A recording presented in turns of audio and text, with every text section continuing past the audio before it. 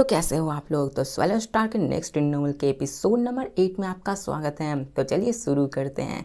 तो जैसा कि हमने पिछले एपिसोड में देखा कि लू फेंग उस अपनी जगह पे आ चुका होता है, वहीं पे मोरोसा भी बैठा रहता है और लू फेंग वहाँ पे कल्टीवेशन को स्टार्ट कर दिया होता है, जहाँ पे मोरोसा को तो कल्टीवेट करने की ज़रूरत ही नहीं समझ लो। इसके बाद हमें सीन चेंज कर एक सुपर लार्ज केव मैंसन को दिखाया जाता है जिसे कि मॉली फैमिली ओन किया करती है। उनमें से हमें एक मिडल एज मैन को दिखाया जाता है जिसके सर पे 4 पर्पल कर्व हॉर्न मौजूद हैं, जो कि वहाँ पे उसे एक पीस ऑफ इंफॉर्मेशन आती है उसके सामने ही, जहाँ पे पता चलता है कि वहाँ पे उनके हुआंग सिटी में एक स्ट्रेंज इटर्नल ट्रिगर आ गया है जिसने कि 913 केव मैंसन में अपने को बाई किया है, उस जगह को बाई किया है जिसका नाम लूहे है। अब यहाँ पर किसी और नहीं लू फेंग के ही बारे में बात की जा रही होती है। हमें मोलियंग को दिखाया जाता है जो कि ये देखकर कहता है कि इसके अलावा कहीं यहाँ पे कोई और रिकॉर्ड नहीं है उसके बारे में, कि उसके बारे में कि वो कहाँ से आया है,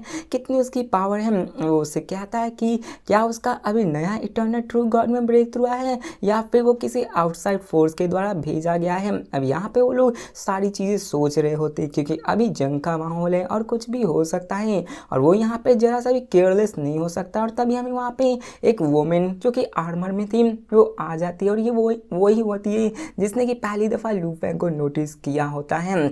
इसके बाद हमें मो लिम मेंग को दिखाया जाता है जो कि अपनी बेटी की तरफ देखकर कहता है, स्कारलेट क्लाउड क्या तुम्हारा हंट हो चुका है, तुम हंट से वापस आ चुकी हो। तो वो कहती है कि हाँ, हंटिंग तो सिर्फ एक ट्रैवल मैटर है फादर, लेकिन यहाँ पर जब मैं हुआंग सिटी में रिटर्न कर रही थी तो मुझे यहाँ पे एक स्ट्रेंज इटर्नल ट्रिगर दिखा। यहाँ पे जो इन्फॉर्मेशन आपको नहीं मिली मैं बता दूं कि वो एक ब्लैक हेयर का बंदा था, उसके सर पे pair of dark golden sharp horns मौजूद थे। अब ये जैसे ही वो सुनता है वो भी समझ जाता है कि ये कोई और नहीं वही है जिसके बारे में उसने अभी इंफॉर्मेशन पढ़ी। जिसके बाद दिखाया जाता है कि वो उससे कहता है कि हाँ ये वही है, इसका नाम तो लो हुआ। जिसके बाद वो लेडी कहती है कि आखिरकार इसकी स्ट्रेंथ क्या है, और जब वो स्ट्रेंथ को चेक करते हैं तो हमें पता चलता है कि सिटी लॉर्ड के मेंशन के रेटिंग के मुताबिक लू फेंग को डी लेवल मिला होता है जो कि बहुत कम होता है। अब सिटी लॉर्ड मेंशन के अंदर जो रूल होता है वहाँ पे वो सभी इटर्नल ट्रिगर्स पे बहुत ही क्लोजली अटेंशन देते हैं, उन सब के पावर लेवल को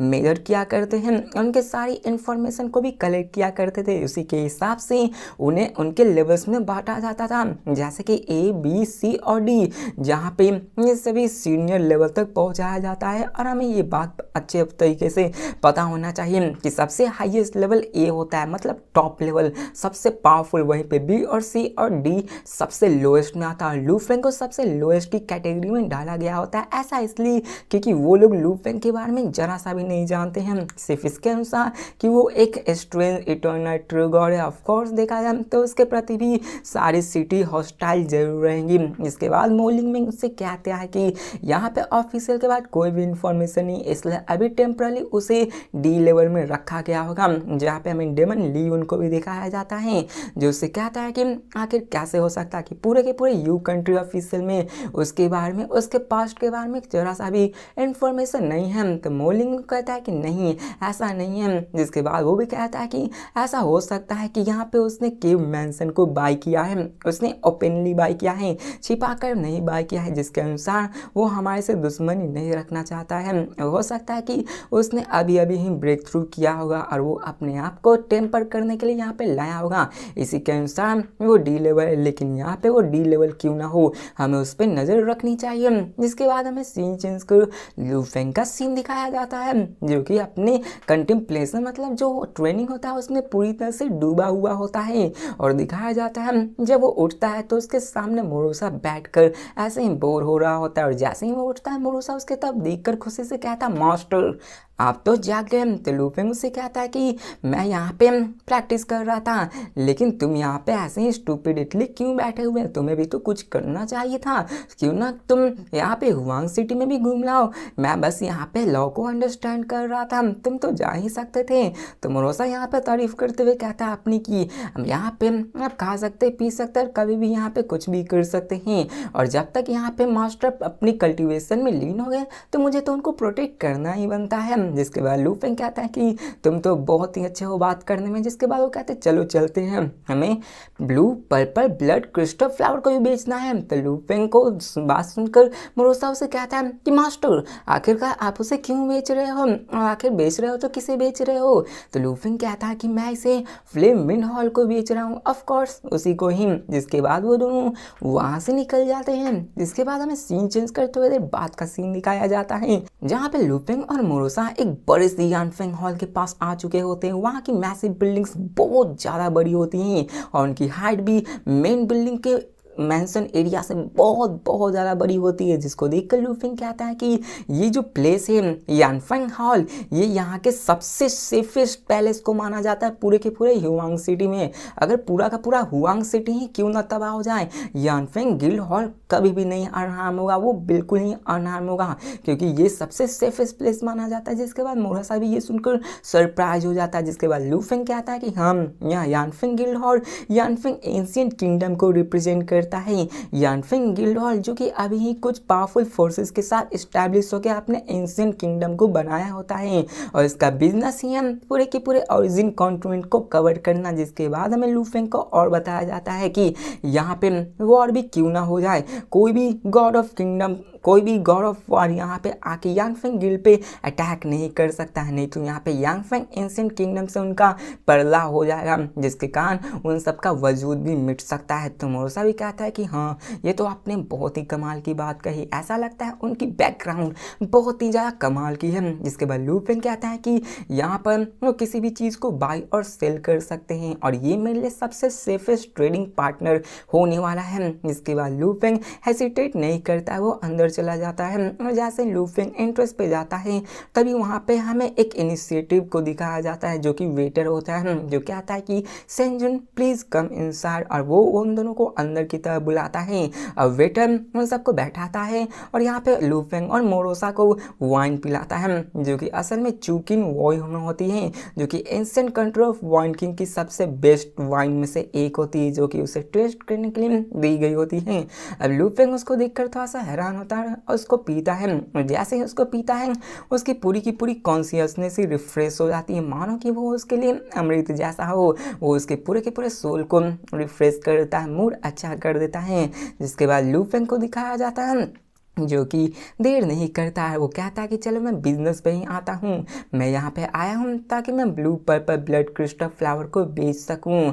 और वो उस वुडन बॉक्स को खोलता है और दिखाया जाता है कि वो फ्लावर उसके सामने आता है और वेटर को दिखाया जाता है कि वो उस फ्लावर को देखकर थोड़ा सा सरप्राइज हो जाता है। देखा जाए तो वहाँ पे अक्सर इटर्नल ट्रिगर्स आया करते थे, लेकिन जैसे ही लू फेंग ने वुडन बॉक्स को देखा तो उस ब्लू पर्पल ब्लड क्रिस्टल को देखकर वो हैरान हो गया होता है, क्योंकि यहाँ पे उसे इंफॉर्मेशन मिल जाती है कि ये असली है और इसमें जरा सा भी नुकसान नहीं है। जिसके बाद वो वेटर कहता है कि यहाँ पे यानफेंग गिल्ड हॉल इसके लिए आपको 1,20,000 कॉस्मिक सैंड देने को तैयार है। वो लू फेंग से पूछता है मैं नहीं जानता कि आखिर गॉड क्या चाहते हैं इसके बदले। तो लू फेंग भी ये सुनकर कहता है ठीक है इतना काफ़ी है। लू फेंग इन सब रूल के बारे में अच्छे से जानता था कि यानफेंग गिल्ड में कोई भी ट्रेजर जो कि 10 मिलियन कॉस्मिक सैंड से नीचे है उसे बार्गेन नहीं किया जा सकता है, और कुछ तो हेवन एंड अर्थ ट्रेजर्स भी मौजूद होते हैं जो कि इन सब किंगडम में बहुत ही क्लियर प्राइस में बेचे जाते हैं। इसके बाद वेटर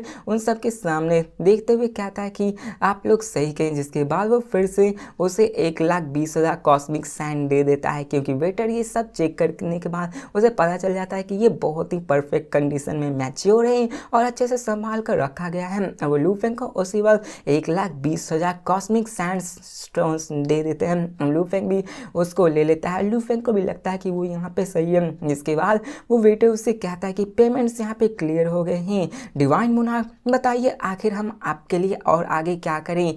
तो लू फेंग उससे कहता है कि मुझे यहाँ पे कुछ रिफाइनिंग मटेरियल्स की ज़रूरत है, और वो उसे एक लिस्ट देता है उन मटेरियल्स की, और हमें पता चलता है कि उन मटेरियल्स की टोटल प्राइस 1,00,000 कॉस्मिक सैंड थी। मतलब यहाँ पे लू फेंग ने उसको बेच के 1,20,000 कॉस्मिक सैंड्स कमाए होते हैं, लेकिन यहाँ पे वो अभी ही 1,00,000 कॉस्मिक सैंड्स का मटेरियल्स को खरीदने वाला है। अब देखा जाए तो लू फेंग को ये सभी उसको बेचने पे ही ऑब्टेन हुआ था। वेटर ये देखकर हैरान हो जाता है कि लू फेंग 1 लाख कॉस्मिक सैंड से इन सारे मटेरियल्स को बाई करना चाहता है, और जब वो उन मटेरियल्स को देखता है तो उनमें से कई सारे मटेरियल्स बहुत ही ऑर्डिनरी थे। वो उनसे कहता है कि कोई बात नहीं, अब देखा जाए तो मटेरियल ऑर्डिनरी थे लेकिन उसकी संख्या ज़्यादा थी। वो लू फेंग से कहता है कि डिवाइन मोनार्स, क्या आप श्योर है कि आप 1 लाख कॉस्मिक सैंड से इन सब चीज़ों को खरीदना चाहते हैं? तो लू फेंग उससे पूछता है कि क्या यानफेंग गिल्डहॉर्न इस सब के लिए रेडी है, क्या वो पहले से तैयार है? तो वेटर कॉन्फिडेंट होकर स्माइल करते हुए कहता है कि आपको चिंता करने की कोई ज़रूरत नहीं है, ये हमारा 100 टाइम्स थाउजेंड्स के बराबर है। हम लोग यानफेंग गिल्डहॉर्न में अगर कोई चीज़ नहीं रहा तो वो हम दूसरे प्लेसेस से मंगा सकते हैं, इसलिए आपको यहाँ पे चिंता करने की ज़रूरत नहीं है। और वो उसे ग्लास ऑफ वाइन भेज दे दे ताकि वो उसको पी के चिल कर सके।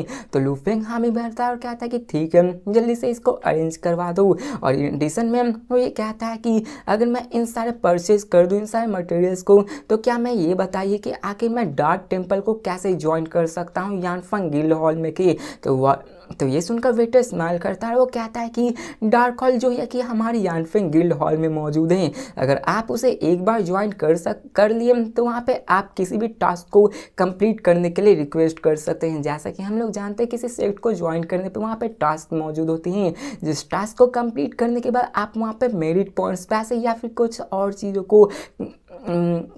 चीज़ों को ले सकते हैं, उससे मिल सकता है गिफ्ट के अनुसार। और वो लू फेंग से कहता है जबकि आप एक इटर्नल ट्रू गॉड हैं तो आपको कोई भी टेस्ट देने की ज़रूरत नहीं है, आप यहाँ पर डायरेक्ट डार्क टेम्पल को ज्वाइन कर सकते हैं। और हमें बताया जाता है कि ये एक ऐसा डार्क टेम्पल है जहाँ पे ये पूरे के पूरे कॉन्टिनेंट ऑफ ऑरिजिन में फैला हुआ है। और ऑफ कोर्स यानफेंग गिल्डहॉर्न से एक इंटेलिजेंट बिजनेस है जहाँ पे लू फेंग बाउंटी हंटिंग कर सकता है, साथ में यहाँ पे लू फेंग पैसों के बदले यहाँ पे इंफॉर्मेशन भी एक्सचेंज कर सकता है। जिसके बाद वेटर से कहता है कि डिवाइन मोनार्स, यहाँ पे आपको एक डार्क टेम्पल में कोड नेम भी दिया जाएगा। तो यहाँ पे लू फेंग कहता है कि ठीक है, मेरा नाम उसमें स्वॉर्ड्समैन रख दो। अब लू फेंग ने यहाँ पे अपने कोड नेम को स्वॉर्ड्समैन कर लिया होता है। तो ये सुनकर वेटर अपने हाथों को फ्लिप करता है और वहाँ पे एक ऑर्डर समन करता है और उस पर लू फेंग का नाम लिख देता है स्वॉर्ड्समैन, जहाँ पे उसके लिए एक डार्क टेम्पल का अलग ही फरमाइश हो जाता है जो कि कार्ड के ही जैसा होता है।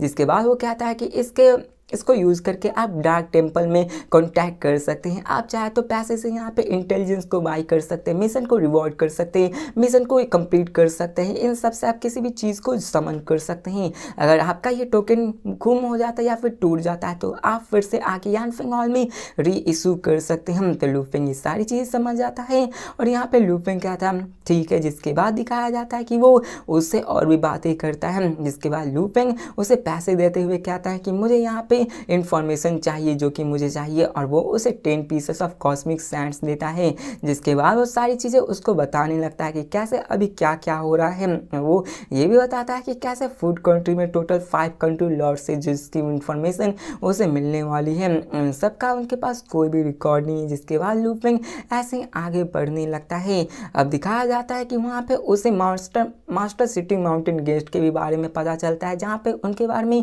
ज़्यादा इन्फॉर्मेशन नहीं पता चलती है। समझ लो तो ऐसे ही घुमाकर बातें बताया था। जिसके साथ हमें वेटर को दिखाया जाता है, जहाँ पे वो लू फेंग से कहता है कि यहाँ पे और भी बहुत सारी संख्या में बाउंटी टास्क है डार्क टेम्पल में जिसको कि डार्क मोनार्स देख सकते हैं। तो लू फेंग हामी भरता है, उसके सामने सारे के सारे बाउंटी मिशन शो होने लगते हैं कि आखिर उसे क्या करना। मिशन में अलग अलग तरह की चीज़ थी, जैसे किसी को प्रोटेक्ट करना, मर्सनरी मिशन मतलब किसी को मारना, किसी के असासिन करना, और ऐसे ही कई सारी चीज़ें होती हैं। और तभी लू फेंग की नज़र एक अलग ही बाउंटी टास्क पे होती है जो कि कोई और नहीं, हुआंग लीजन के सुप्रीम कमांडर को मारना, जिनका नाम था डेमन एलियन, जिसकी बाउंटी प्राइस बहुत ही खतरनाक होती है। तो इसी के साथ हमें ये एपिसोड भी खत्म होती है। तो मिलते हैं नेक्स्ट वीडियो में और देखते हैं कि आगे क्या होने वाला है। लू फेंग क्या अभी ही बाउंटी हंटिंग तैयार करके उस पर अटैक करना शुरू कर देगा या फिर लू फेंग अभी कल्टीवेशन में जाएगा। तो मिलते हैं नेक्स्ट वीडियो में, तब तक के लिए बाय।